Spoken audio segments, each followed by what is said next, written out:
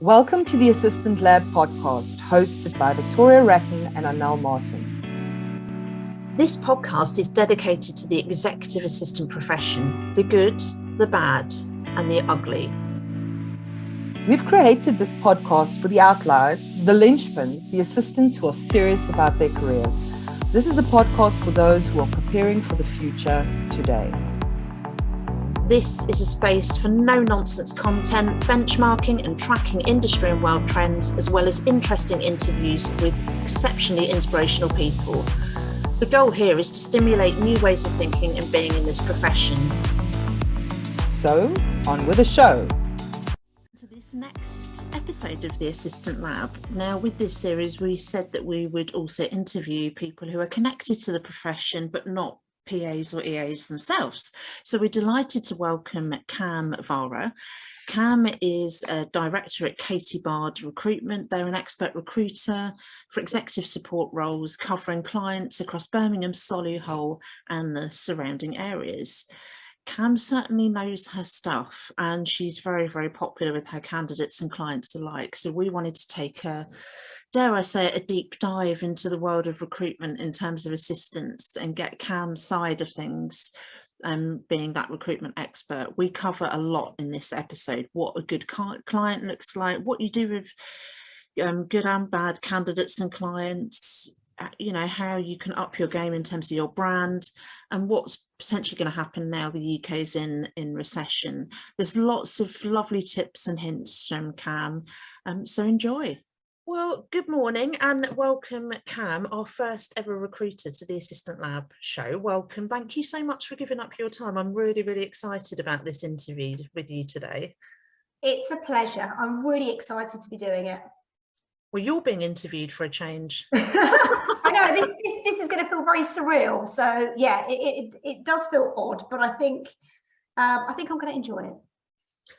Well, I think we get straight into this. Now, I've got to be honest with you, people know my background. I spent a big chunk of my career at Hayes, so I know a lot about the recruitment world, and I know that you're at the top of your game in terms of recruitment. But how did you get into the whole recruitment sphere? Like, did 16-year-old Cam say, I want to be in the world of work? Oh God, no, nobody knows what recruitment is. It's just one of those things that magically appears. So I came from a very much a working class background, where my career options were a doctor or a dentist, basically. I had a real passion for history and I wanted to go down that route. But my parents, they wanted to have more ambition for me. They said to me, look, you've got really good A-level grades, do law. It would be really great for the family if you can do law. So that's what I did. I packed my little suitcase in Kent and came to the University of Birmingham. I did my law degree there. It was good. It was a really good experience, but I didn't love it. It just wasn't for me. And for the 3 years that I was there, I felt that I just kind of didn't belong. And I think it's a very, very good way to kind of say to yourself that other people can't make your career choices for you. You have to make your own, because it will always backfire on you. And I think my parents kind of felt a bit guilty about it. So I went to Aston and I did my postgrad in HR. And that's when I knew, I thought, you know what, for me, it has to be about the people. The human element is what I am all about. And then I stumbled into recruitment and have worked with the same company since. So yeah, that's me. That's fantastic.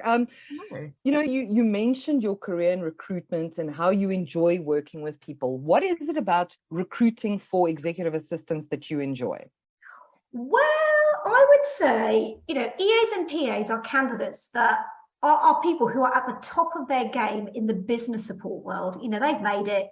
They've worked all the way through. Nobody jumps from a junior admin role. You have to progress to get there, and they're working at C-suite level. What is not to love about that? I mean, I listen to the stories, I listen to their journeys. Oh my God, I've listened to the stories. What an EAPA has to experience at that level is incredible. And you are so emotionally and mentally engaged. Even years later, when I'll bump into the candidates again, or they'll come back to me again looking for the next role, and I'll be able to remember minute details, and they'll say to me, how did you remember that? Because you're so invested in the candidate. You remember everything. And I think listening to somebody's story about how they started at A and got to B is, for me, is amazing. And that's why I've always loved recruiting at this level. I mean, it's Cam, definitely now that you mention all the stories, I always laughed when, since I've left the profession, I said, I want to write a book where everyone compiles these horror stories. Oh my and we'll God. call it All Names Have Been Changed to Protect the Guilty, because you can't make this stuff up, right? Love to read. I think that'd be a bestseller in our industry. You know what? I'm not gonna lie. I mean, I've had some stories over the times, and thing is, you are listening to very intimate details about candidates' lives. I had a candidate who was a PA. I'd known her for many years, and she found out her husband had a double life. I remember. I've even had a candidate who went to work for an MD and they fell in love and ran off together. When you've worked in the job for as long as I have, you hear these stories. I mean, all candidates have their merits, I think, and not everybody is suited to the role of an EA. And I think the hardest thing to be able to manage is their expectations, because every exec is looking for a different type of PA. Every PA is looking for a different kind of exec. And that is the biggest challenge in this job. So although I've got kind of great stories over the years, I don't think I've ever met a terrible candidate, because every candidate in their own right is suited to a certain role. What I have heard over the years are some incredible horror stories that PAs and EAs have had to face, which have made them change the course of their journey. And I think it's listening to those stories that really make you realise how tough it is to do that job. I wouldn't be able to do it. I'm just not wired that way. I'm not meticulous enough. I'm not organised enough. I think that's probably the key for me, really. But you do, I mean, Cam, you've been in the game a long time, and I spent 7.5 years in it. You do, I mean, let's look at the X Factor, for example. You get people that go on what was the X Factor, Britain's Got Talent, all these shows, they think they've got talent and they actually haven't. And obviously it all gets played out on national TV. I've met some candidates who do, they think they're better than they are, if that makes sense. And I hope it doesn't come across as controversial, but what you see and what the client needs in terms of that perfect match and knowing what a top EA looks like, and then you've got somebody coming in, which is great. We want a lot more assistants to have a lot more confidence about themselves, their brands, their skills, but sometimes you do get these characters that come in and you're thinking, how on earth did you get to the C-suite level? Because I can see from your CV, the way you're talking to me, the whole registration process, there's something that kind of, it's, I guess maybe some of it's the faking it till you make it type thing. I think that I completely agree with you, but I think it comes back down to that same point, that what may suit one exec is not going to suit every other exec. And I get it all the time. I would have a candidate who will come in and say, right, I want to be an EA. Well, what does an EA mean? What does it entail doing? Well, it's doing diary management and this and that. I'm like, that isn't enough. And they'll reply, well, I can do that though. I can do that. And I'm like, to be an executive assistant, to work as a PA at C-suite level, it's not just being able to do the job. It's not being able to type. You have to have that level of gravitas. You have to be able to handle some really complicated situations. There's no point in having the skill set if you then haven't got all the other soft skills to match with it. And I've had it all the time. I've had candidates who have said, I've been I'm not going to lie, over the years I've been shouted at, I've been sworn at, I've even been threatened actually by candidates because I have refused to put them on a shortlist for a role for a particular reason, because the personality fit wasn't right, or the exec was looking for something, or frankly because I didn't think the PA was particularly strong enough in certain areas to be able to work with that person. But how do you explain to somebody else those things? They don't take it well. And people will say things, they'll write reviews about you, and as I said, they're shouting and swearing, but to me that's an immediate turn off anyway, because no PA should behave that way. Absolutely. No PA should behave that way. A PA should be calm. They need to be they need to be able to weather the storm, and in any moment of chaos they need to be able to deal with it, but they need to be able to take constructive criticism well. And anybody who couldn't do that wouldn't be somebody I'd want to represent anyway, because that doesn't show the trait of a good PA. Yeah. I totally back Cam, that. you mentioned something that is so striking. I do think that sometimes in this recruitment process, it's almost like matchmaking.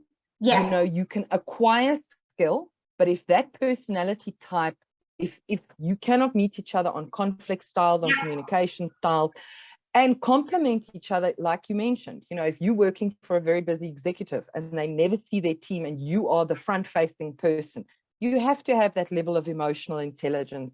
You have to have the gravitas to walk into an office that they take you seriously. You know, so I think you've touched on something very interesting that, you know, from the South African perspective, recruiters don't get it.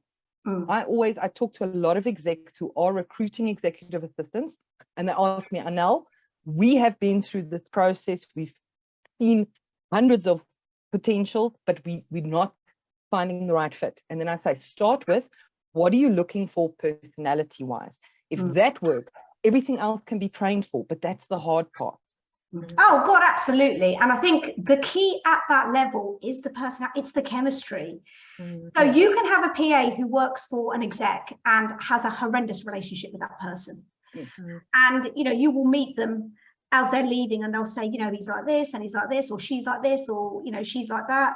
But ultimately the chemistry wasn't there. That doesn't mean that the next PA who goes in or EA that goes in isn't going to be right. The chemistry is so important. It is the closest relationship you're going to have in an organization between somebody at board level. And I always see that relationship as kind of like a right-hand person type relationship. And for me, you know, the key skills of being a really, really good EA are good gravitas. You know, when you walk into a room, people are like, yeah, you know what, that is the chairman's PA. That is really important. Somebody who is ambassadorial, somebody when the exec can't get to where they need to be, that the executive assistant can step in and just deal with it seamlessly. So nobody knows that things have gone wrong. Diplomacy and emotional intelligence. I think often what I find is when you're working at exec level, you are under a huge amount of pressure. You can sometimes miss the emotional side of any business. That's what an EA does. The EA doesn't miss that bit. They are the emotional intelligence. They're the gap between the rest of the business and the exec team. And also, they are the person that can see the things that other people can't see.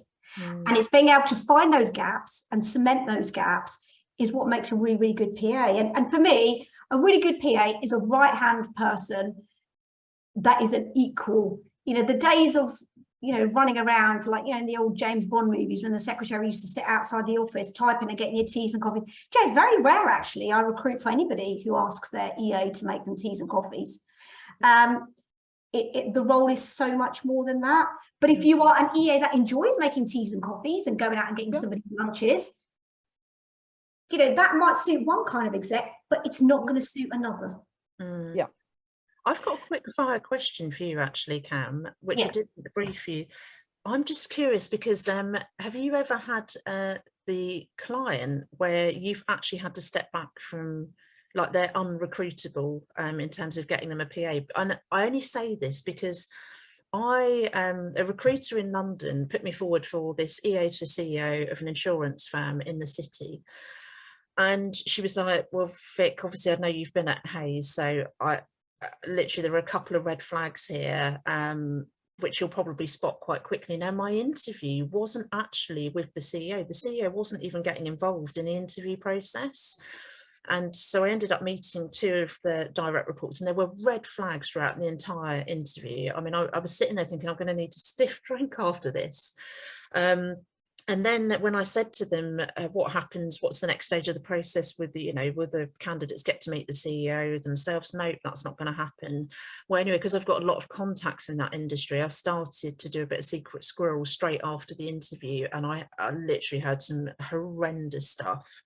And then the recruiter called me a couple of hours later and she was like, oh, Vic, how did it go? And I said, oh, this is so not for me. And she was like, I'm just going to lay it on the line for you. She said, I've been in this job for a long, long time. I'm actually going to step back from this role now because literally, I don't think I can recruit somebody for this CEO. I can't, because I've put, like, she'd put over, you know, 20 candidates over a 2-year period, and some of them would start, but inevitably a lot of them would walk out in the probation period. But she said, this has never happened to me before. And it got me thinking, does that happen very often? It does. I mean, I can think of two particular instances, because for me, I represent, like, when I'm working with a client and I'm marketing their role, it's as if I'm working for them. If I go to that meeting and I feel that I wouldn't work for that client, why would I put any of my candidates forward? I can think of two very good examples where I just had to walk away. I had one occasion where I had a client that was recommended to me. It was, it was a big business. She was leaving. She knew me from previous, and she said, "Look, Cam, come on board." I was really excited. Great business, great prospect. Went to the meeting, didn't even get to meet the guy it was working for. It was working with the CEO. Ended up meeting another director. I sat in that meeting room, and I'm not going to lie, he was vile to me. He was absolutely vile. He was aggressive. He was throwing things across the table. Whether he was trying to test me, I know I'm quite a small person in size, not in voice though. I think he was just trying to test me, and he was just firing unreasonable questions. He was saying some really unpleasant things. And at the end of the meeting, I was there for an hour, and he shook my hand and he said, "Oh, I've been really impressed with you, Cam. I look forward to working with you." So I went away, was thinking about it, slept on it, woke up the next day. I called the HR manager and I said, "I'm really sorry, I can't work for you." And he said, "Well, why?" I said, "I didn't like the tone of that meeting. If I felt uncomfortable in that situation, why would I put somebody else in that situation?" It was a predominantly male business. Whether it was because I was a female, I don't know, but I'm never going to put any of my candidates in that situation ever. Because in 20 years of working in recruitment, I've only had a handful of occasions where I felt uncomfortable. That made me feel more than uncomfortable. I felt intimidated, and that isn't right for me. And then the only other example I had is I placed a candidate with a client. It was a very high salary. The client was, they had a really good reputation on the marketplace, and the candidate left within 8 weeks. And she called me. She said, "Cam," she goes, "No." She goes, "Everything that you told me," she goes, "this is not your fault." But she said, "What they're selling you is very different to what I've experienced." So the client called me. I said, "Right, yeah, we need to just backfill a role. What can you do for us?" And I said, "Right." Oh, this was during COVID. They wouldn't let me visit. They were very paranoid about me visiting them. So I said, "Okay, I'll happily recruit for you if you let me visit. I need to come and have a look." He said, "No, I can't let you do that." I said, "Well, I'm sorry, I can't work with you." He said, "What? You don't want to work with us?" I said, "No, here's your feedback. I can't do it." And that was it. But I do think, Cam, you've touched on something very interesting, and Vic also alluded to it. If the CEO that I'm being recruited for can't bother to meet me, and I'm going to spend more time awake with this person than my significant other, that is a huge red flag for me. Yeah. It tells you a lot about the level of respect you can expect once you start, if they can't bother to turn up for that interview. And like you mentioned, this is the person who works closest with you.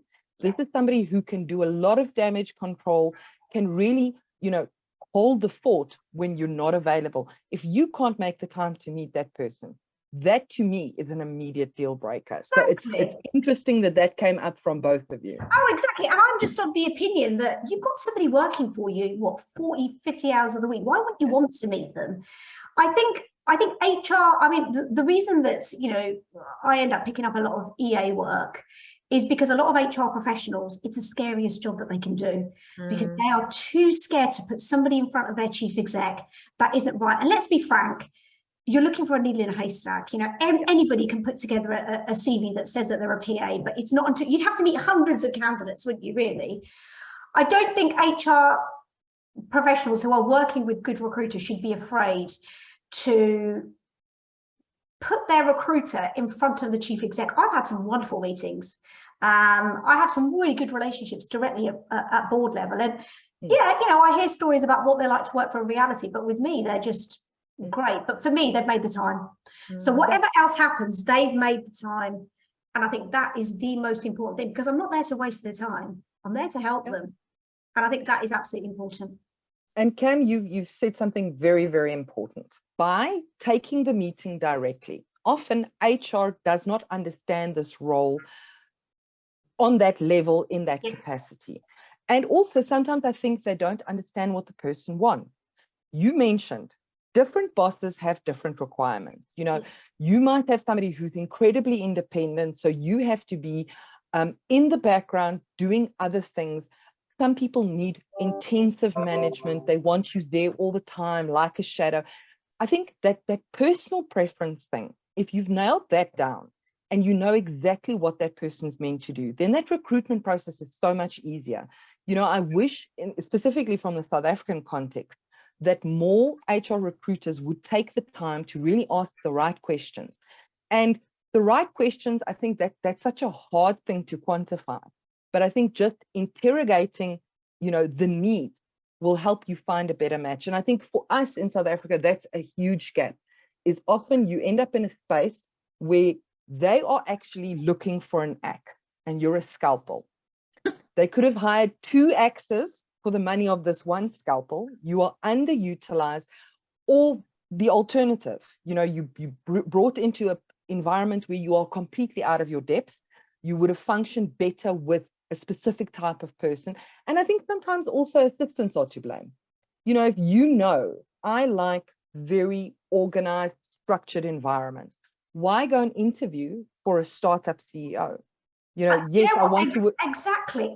And this is where I was saying to you about managing candidates' expectations, because everybody thinks that they could do everything. If you've spent your whole career working for a big corporate where everything is structured, going to work in quite a chaotic startup environment is a massive jump. And I think, again, that's what it comes down to. But they see the salary, they're like, oh my God. But, you know, it's a 55k role. You know, I can do it. The reason it's that is because there's nothing in place. You have more work to do. You have to build.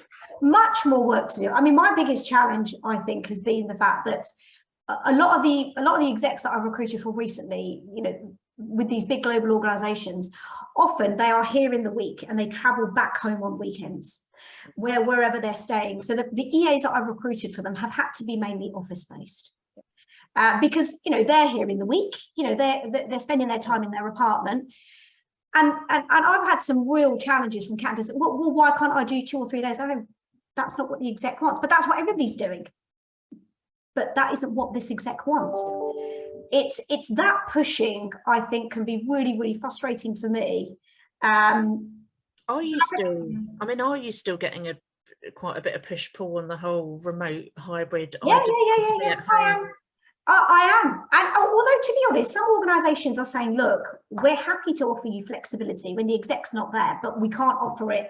The higher up you work, the more flexible you have to be, because you don't know where your exec's going to be. If your exec's not in, yeah, absolutely. But you cannot have I'm going to have it written in my contract that Mondays and Fridays I'm going to work from home.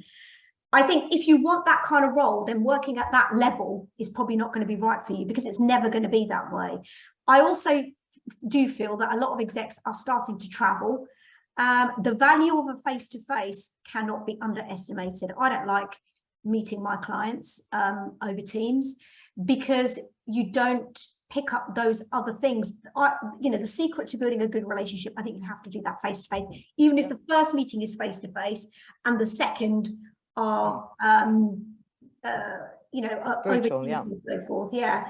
But yeah, I am still getting that. I had a candidate who lived, I had a role in Solihull. The candidate lived in Solihull.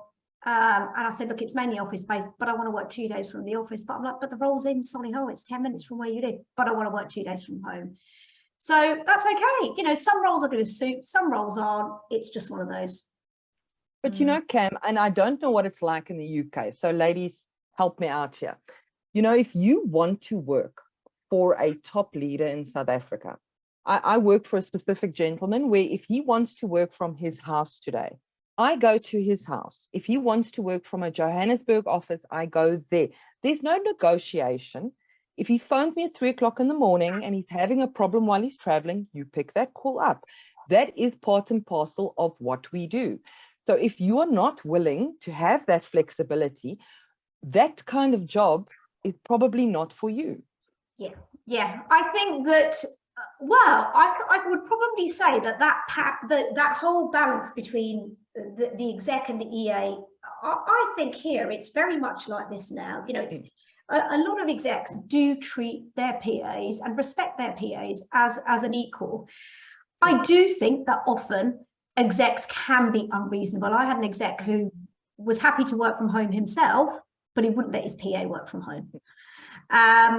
You could say, yeah, you know, that is the way that it is. And, you know, the PA left because she was disgruntled, but it depends on the person and the kind of person that you are, whether you're prepared to do that or whether you're prepared not to. But I think it's just a matter of judging the situation. And if you feel that there is a better way of doing it, to be able to push back to your exec to say, you know what, I don't need to be at your house today, but what if I do X, Y, Z for you? Why don't we try that? And if it doesn't work, I'll come back and work at your house, basically. I think I think executive assistants are so good at negotiating now, but there's negotiating with a solution, not posing a problem. I think that's the most important thing, to say, look, you know, I've got a better way of doing it. Let's just move forward with this. Because let's be frank, you know, the old PA traditional role has gone. And these days, I remember having this conversation with Victoria, these days, a lot of the executive assistants I meet haven't even come from a secretarial background. Yeah, and that's the other thing, isn't it, Cam, which I was so pleased when you brought that up when we did that webinar back in July.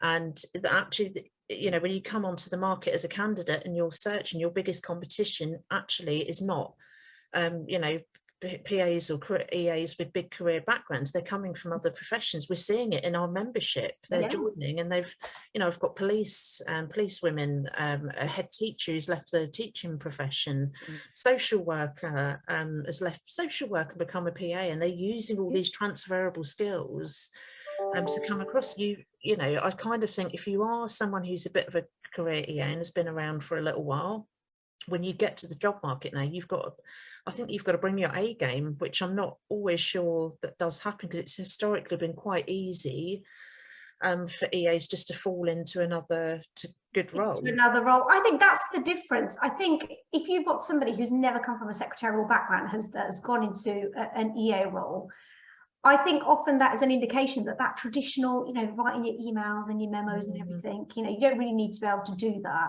And I think that's why now becoming an executive assistant is quite a lucrative career path for a graduate, because I do get more and more execs asking for graduates, not for any other reason other than, you know, graduates have been to university for 3 years. They're good with the research and the report writing and the deciphering quite complex information, because that is the role and that is how it's changed. And, you know, I have known execs to see having a degree, whether you do it early on in your career or later on in your career, it doesn't really matter, as a good thing. Yeah. And, you know, Cam, I think you've touched on something very interesting. I always tell younger assistants or people starting out, the most critical thing you can get from this job is being at the coalface, learning the business at a level that no other employee has a view on. Okay, so this is getting management training for free. And I always say, I don't care if you are an assistant who is going to progress to something else. I'll still give you that time and attention to get you there, or whether you're a career assistant. The whole intention is just maximize the opportunity. There is so much that you have access to. So I agree with you. It's a fantastic role for a graduate with a business degree who really wants to understand how these things work. And sometimes it's not just the technical stuff. It is, how do top management carry themselves in meetings? You know, what are the power dynamics? Starting to understand stuff like that early on in your career can give you such an advantage. And like you mentioned, you know, the transferable skills. On the other side of the coin, I've seen assistants go into project management roles with ease, with zero technical training as project managers. They just seamlessly transition. So I think we sometimes underrate our own bucket of skill, but we often think that people coming in from outside don't know what we know. There are many industries where you can transplant from with much success.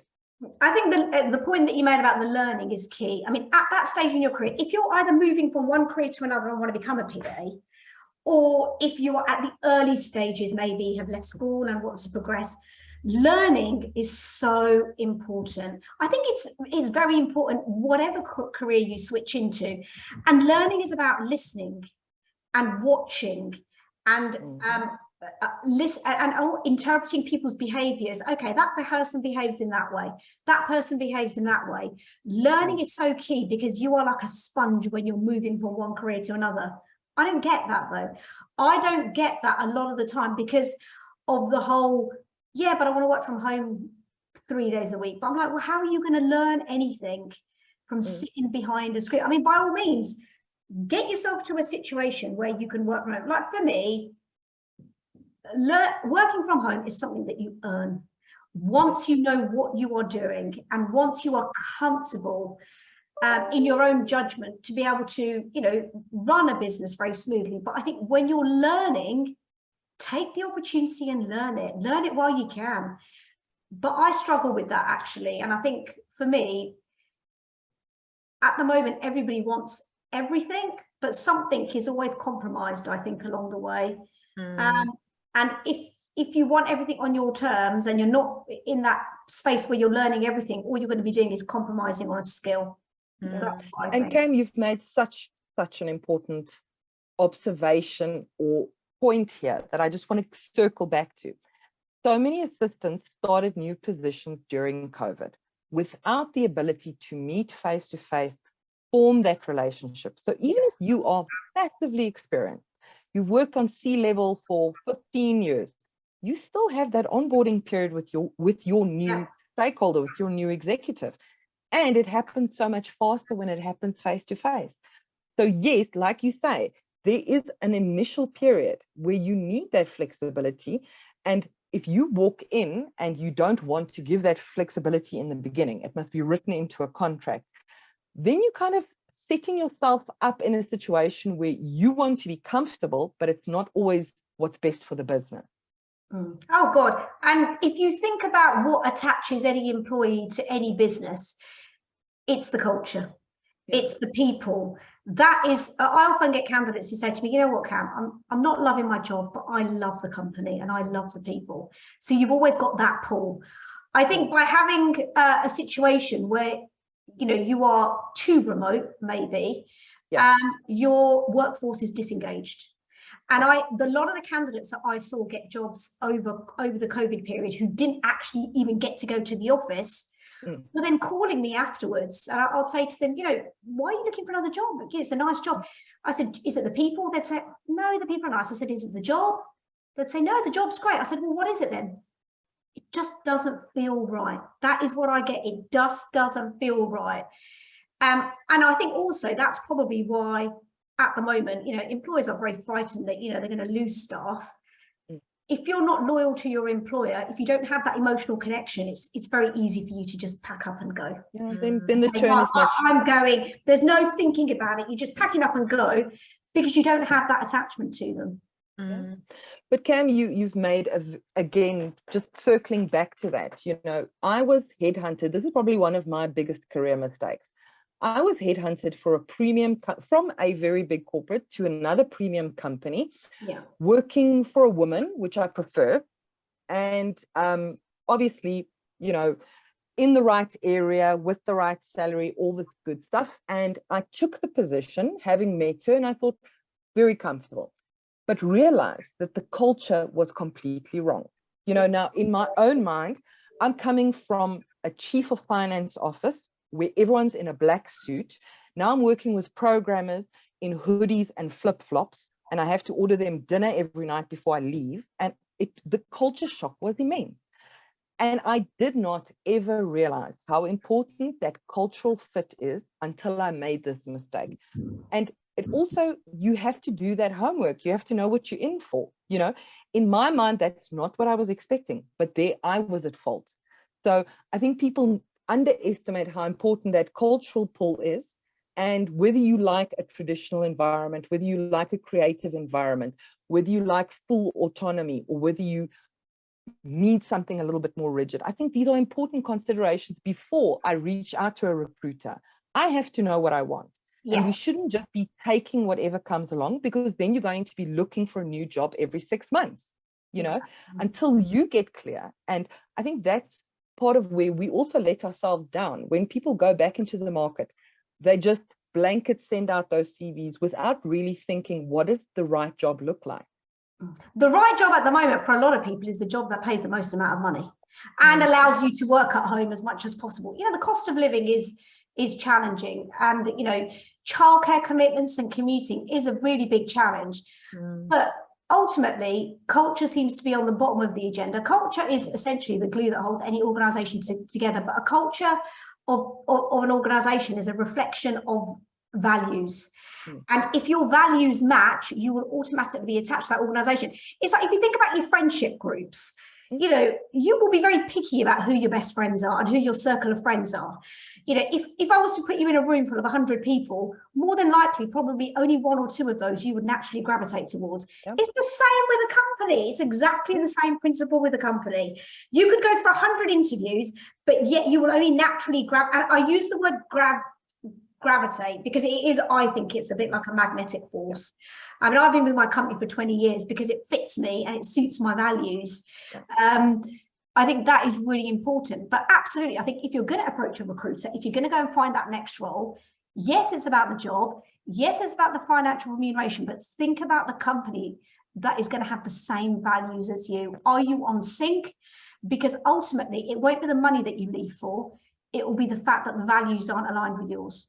And I wanted to actually very quickly talk to you and see how you're feeling about PA CVs, or abroad they call them resumes. And I'll tell you why I'm bringing this up.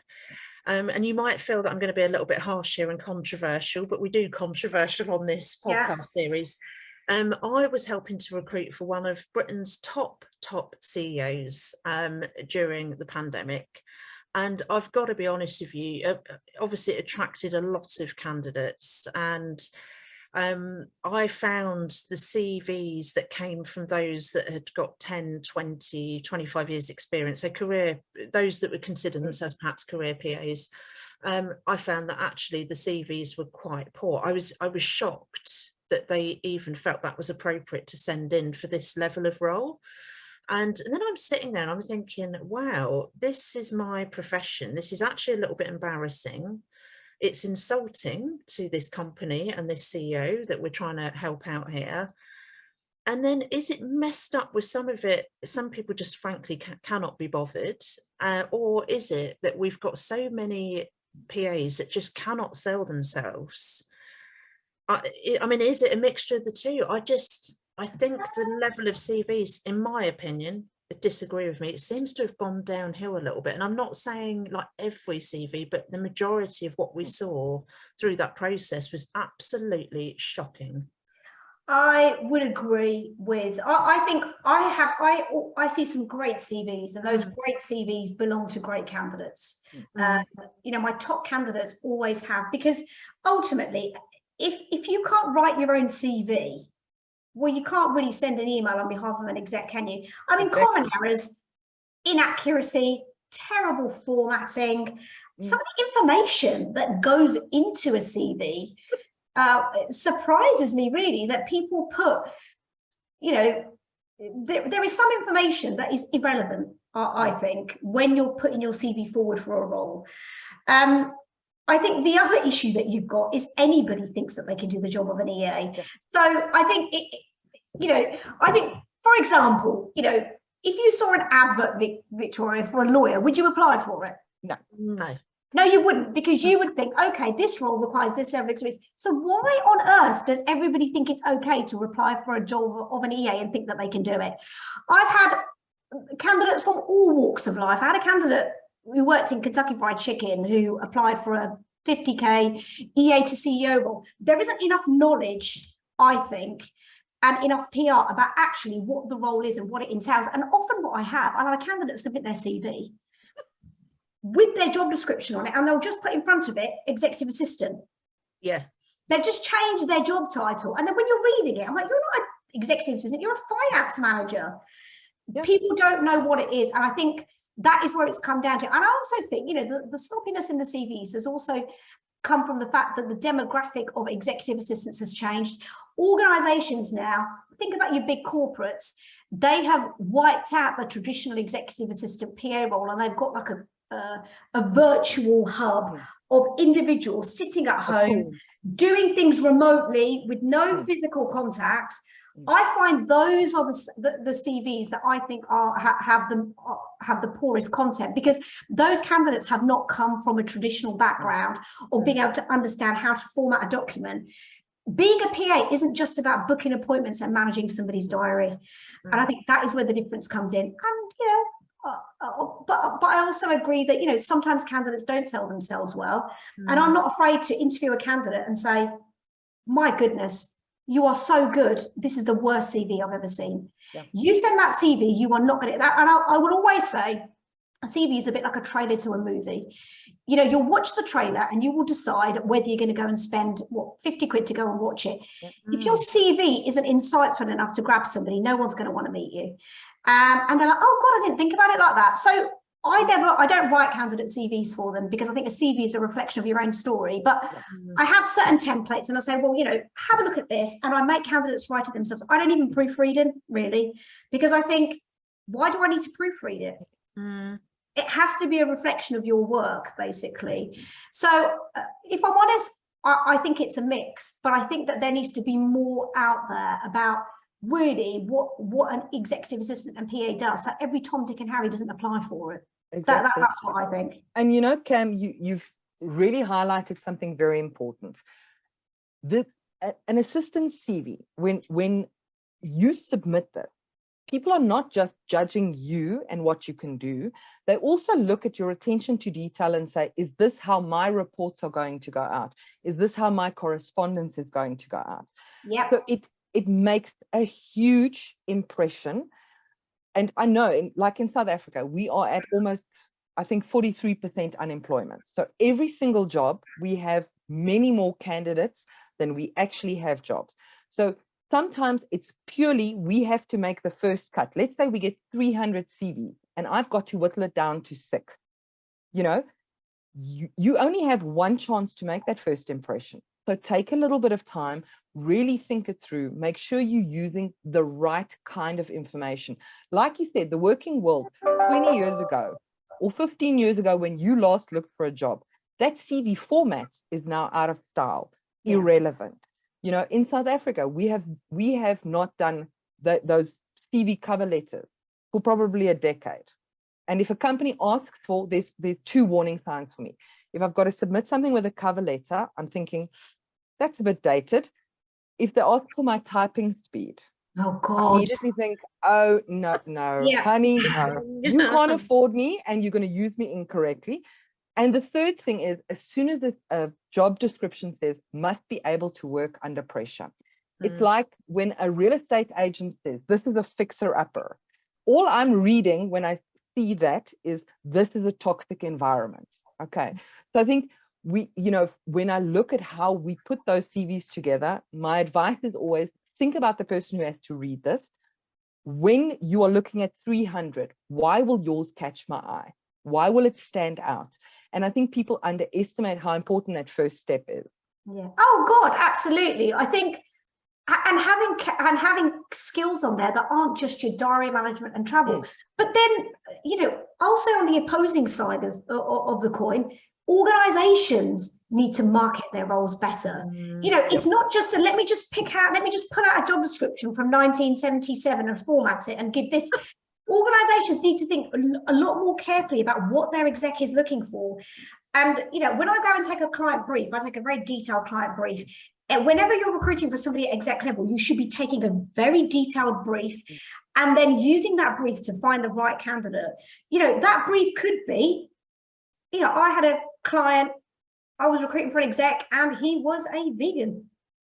And he wanted somebody who would understand his dietary requirements and the kind of places, or be well lived enough to understand where, which is great. You know, he didn't have an issue if his PA was a meat eater. It was having the worldliness to understand. Put that in the spec. Don't let it get to interview stage and your candidate's telling you she loves beef burgers or he loves beef burgers. And then the CEO says, oh God, no, it shouldn't be about that. And I think it has to be 2 ways. And I think organizations, I still think, are producing the most boring job descriptions. I mean, honestly, I don't even allow a lot of my PAs now. They're like, oh, Cam, can I send you the job description? And I always say to them, no. I'm not going to send it to you because it will put you to sleep. And candidates who pester me too much on a job description often aren't right for the role, because I think if you're too job description orientated, you then can't think outside the box.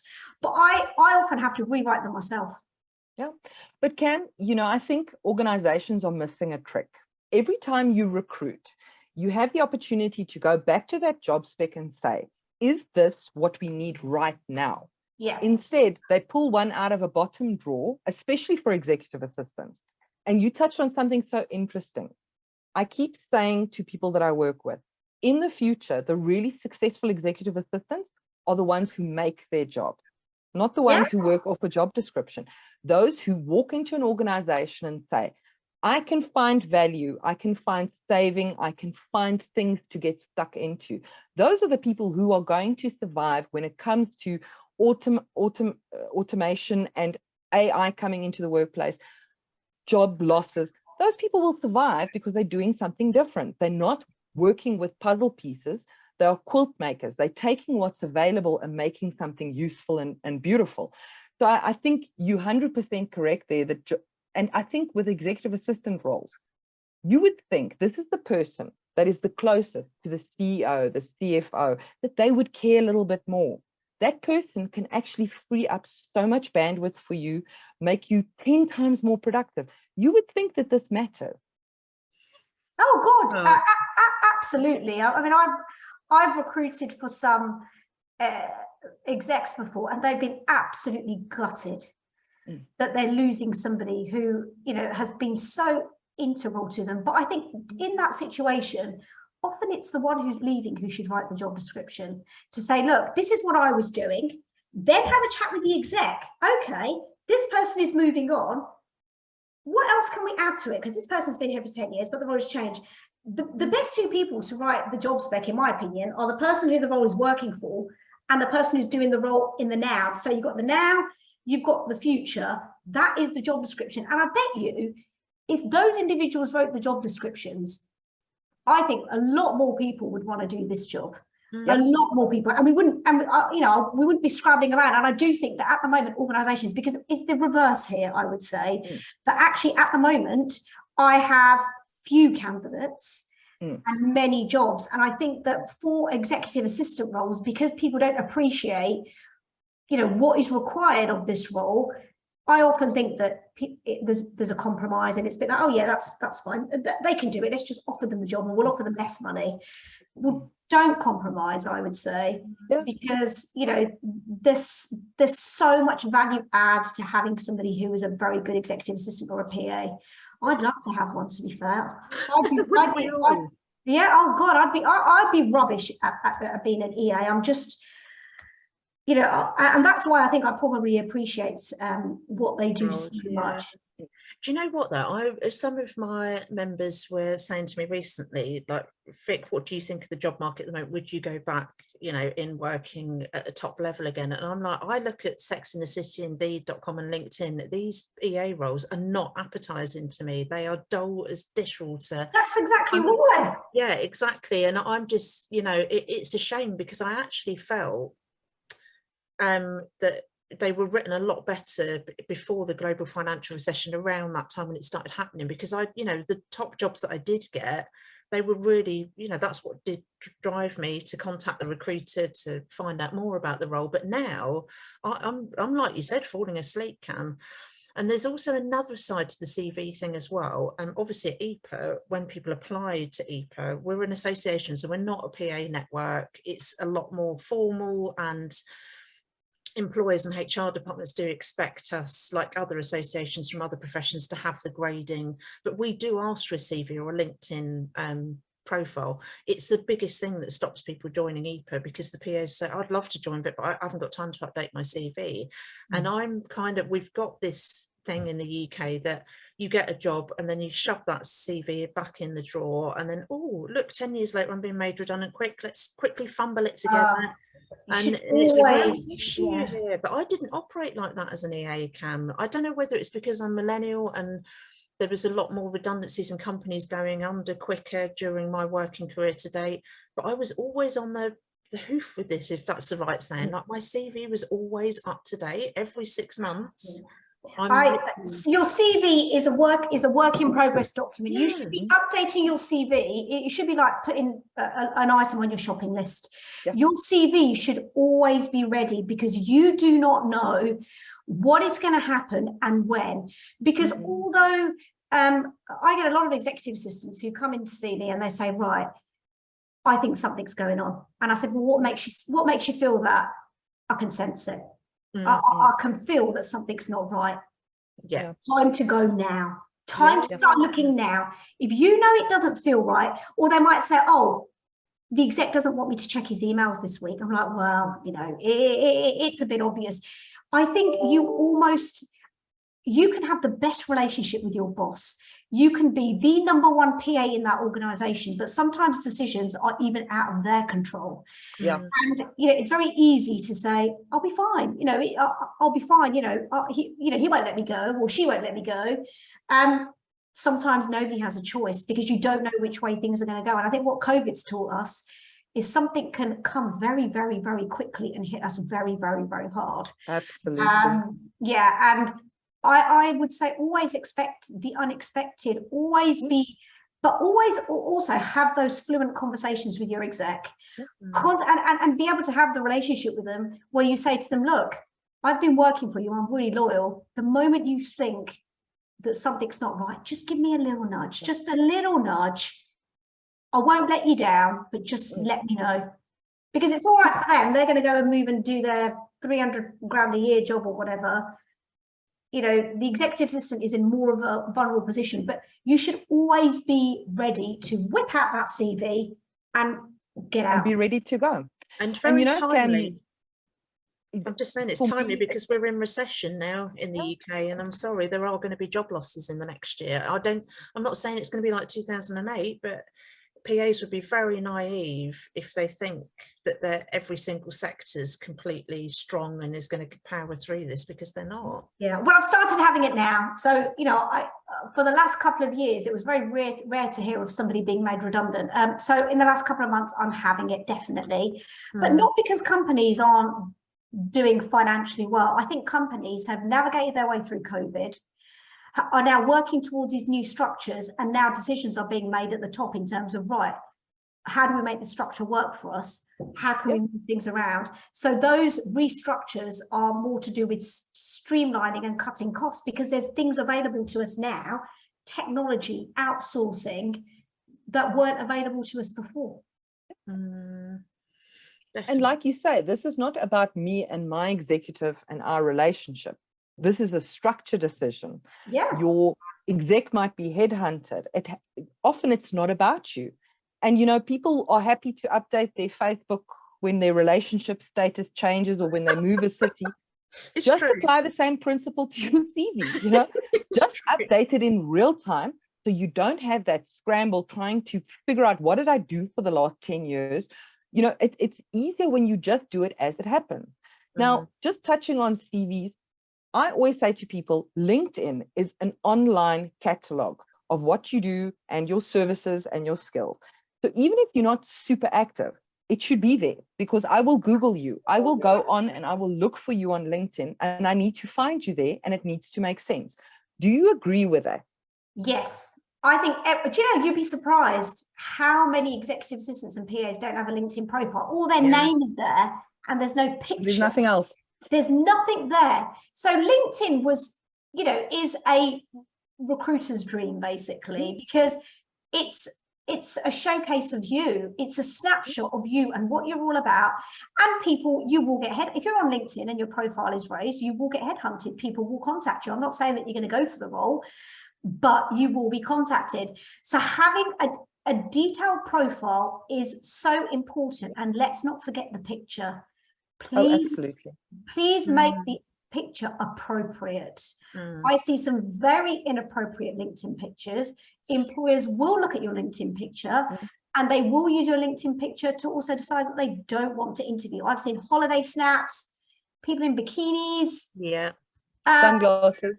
You know, it's a professional It's a CV. It's an online CV. Would you put a picture of yourself in a bikini on your CV? Well, you wouldn't. So why would you do it online? I think people are so obsessed with the way that they look online as well. I think, well, I want to be seen in my best light. Your best light is going to be when you're in your work outfit. In fact, have your picture taken in the office. That's what I say. Yeah. You know, unless you're working in a very different arena. If you're working in corporate professional services, I think that's probably the best thing to do. Because they tend to get updated quite often in corporate. We'd have the old photographers circling around PLC head office like once a year. Let's get everyone's photos. Yeah, it's relatively inexpensive. Even get a professional one done. You know, it's relatively inexpensive for somebody to capture your good side or whatever. But it's so important, because when somebody's looking, it's different to looking at a CV. But I think to be able to see you in particular as a person and as a whole, I think it sometimes helps. You know, the sad reality is people do judge a book by its cover. You know, as much as we wish that wasn't true, that is true. Okay. And, you know, babies, one of the first things that they recognize is faces. So you think that head and shoulders on LinkedIn isn't important, but it really, really is. Yeah. And Cam, I think obviously we're coming to the end now, and something we should very quickly and probably finish off with talking about the other side of it. I know you're amazing. But not every recruiter is out there. I've, you know, even during my experience, I've had some really nasty, hugely upsetting experiences with recruiters, and I've worked in recruitment where they, you know, they have talked, especially very, very early on in my career, you're never going to make it as a PA, you're not academically bright. You know, you don't have the look, you're not elegant, you've got too much of a London accent, which I've managed to petter out over the years. But I know when I'm fine with my family, but I got fed up on PA stages of people saying I didn't understand what she was saying. So I've had all that over the years. But even after I'd left Hayes, I had a top recruiter in London. They are considered a top recruiter. And he literally tore me to shreds. He tore my entire background, everything I did for the PA industry, the awards I won. I mean, that's a more recent experience, I guess. Although I feel like I did leave Hayes a long time ago, but it actually shocked me, because I was kind of like, well, I've done everything you recruiters have told me to do to remain employable. I've done everything. My CPD is up to date. My qualifications are. I've changed my brand. I've changed my accent for you people. I've worked for some really top companies. I've done public sector, third sector, small business, PLC, and you're still telling me I'm unemployable as a PA. And that kind of, I was never a candidate that went in thinking I was better than I was. Even after I won all the awards I have, I was still, you know, a recruiter said to me, get them off your CV, and nobody's interested in that. Like, you're showing off. So there's an unpleasantness with some recruiters. I know you're not that, but I felt like we should at least touch on that side of it. So I would say that I think you don't know what a bad recruiter is. You don't know what a good recruiter is actually until you've met a bad one. I would say it is not any recruiter's job to tell you whether what your bad points are, basically, or where your development is. Like for me, I will interview a candidate and I will find the best of the candidate and say, right, these are the great things that we've got. What are the areas that you want to work on? You can't ask people to change. If you are a naturally quiet person, you can't ask somebody to be somebody that they're not. I think a good recruiter will take the essence of a candidate and just know where to put them, but also know where not to put them. And often it's because I know where not to put them that I often get the pushback from candidates, and they're like, oh yeah, you know, she didn't put forward, I couldn't get through. And I'm like, because I know the role and I know you and we have met, so I know what the situation is. I would never just put a random shortlist together of 5 PAs and send them to a client, in the same way that I would never put a candidate CV forward for a role without properly briefing them and telling the good, the bad and the ugly. No recruiter has the right to tell you whether you are what, you know, that you need to change your accent. Anybody who does that, I'm sorry, but I wouldn't be recruiting for anybody that tells me that the PA has to have a non-Essex accent or whatever. Yeah, can you believe it? In the first 3 years of EPA, and I was really sad having given a good chunk of my career to being an EA in recruitment, I actually had to report a UK recruiter to the REC. And that was in the first 3 years of EPA. And this was one of our members who has disabilities, and she basically asked, which is law in this country, for reasonable adjustments to be made, because it was a boutique recruiter and they were up on the second floor, as they often are, second and third floor in London. And she said, could I meet you in the coffee shop that's right next door, because it's on the ground floor, I cannot physically walk up your stairs. And they said no, and they made her try and get up there, which she's got 2 walking sticks. And then they made comments about her weight, and oh God, yeah, and it was absolutely horrific. And this isn't a PA who has she's like uber intelligent, like an amazing, you know, given what's happened in her life, she's overcome like amazing odds, but she was destroyed in a heartbeat. And she told me about it, and I said, well, it's up to you. I can go public with this and protect your name, but go public with this has happened. And I can, you know, you're one of our members, we're a national body, I can go and contact the REC, I can do that. And I did a big LinkedIn post on it and just said, this has happened now. And oh my goodness, the amount of recruiters that were sending me nasty messages into my DMs saying, who the hell do you think you are? And I mean, literally, it ended up going viral on Twitter. We had all, you know, PAs then were coming out with other horror stories. I've got a whole folder behind me of literally stories, bad racism, experiences, disability. You know, know, I think in that situation, the best person, if you ever have feedback like that ever again, I'll find out who the client was that recruiter is representing and call the client. Yeah, and say, I wanted to. It was tricky though, it was really tricky. But I'll tell you what, the REC were brilliant. So they said, we'd love to meet with you. So Kate Shoesmith, who we've got a great relationship with the REC, and she was like, we'd love to meet with, can you bring the candidate as well? So we went to their head office in London, and we, you know, made the official report about the recruiter. And then the REC came to an EPA conference to say, this is, you know, what the standards of a good recruiter look like. This is what you can do if they're a member of the REC and you're not happy. And yeah, it was just, it became a positive experience in the end. But up until that point, and judging by the folder of stories I've got behind me from that period, I'm kind of thinking PAs have literally done nothing. They've just let, you know, this has happened and they haven't felt empowered to do anything about it. But those recruiters will never be the ones who make the placings, who can place the candidates, because I think if you treat, like for me, people will say to me, well, what's more important to your candidates or your clients? Actually, my candidates are much more important to me than my clients, much more important to me. And I think anybody who has the reverse opinion is not right, and they're treating you like a commodity. And I think those kind of experiences give recruiters a bad name. It's imperative for recruiters to be honest and manage expectations, so you know where you are, where you stand, what you need to do, what's right, what kind of role would be right for you, and maybe even challenge you when you haven't got the confidence to go that step further. But it's not in any no recruiter has the right to treat anybody that way. I've placed a diverse range of candidates. You know, over the years, everybody is good, and everybody has their attributes. And if a recruiter can't see that, then it comes back to that thing. They don't know what your essence is, and they shouldn't be working on these roles. It's not our finance recruitment. Finance recruitment is about just, oh, have they got this? Business support recruitment, EA recruitment, which is the other thing that I love about it, you've got to get the person. You've got to have the emotional intelligence to say, right, I'll get you. I know what you need. I know where I'd put you. That kind of recruiter would never get that. Definitely. And it hurts the bottom line. You know, besides the point that you're being a lousy human being, it hurts you financially as well, because like you said, they just don't get the placements. And even if they get the placements, they've got the churn because they have not taken the time to really look at what's needed. Yeah. No, absolutely. And so very quickly, we are in a recession now in the UK. Times are going to be, well, they're starting to feel a bit tougher already.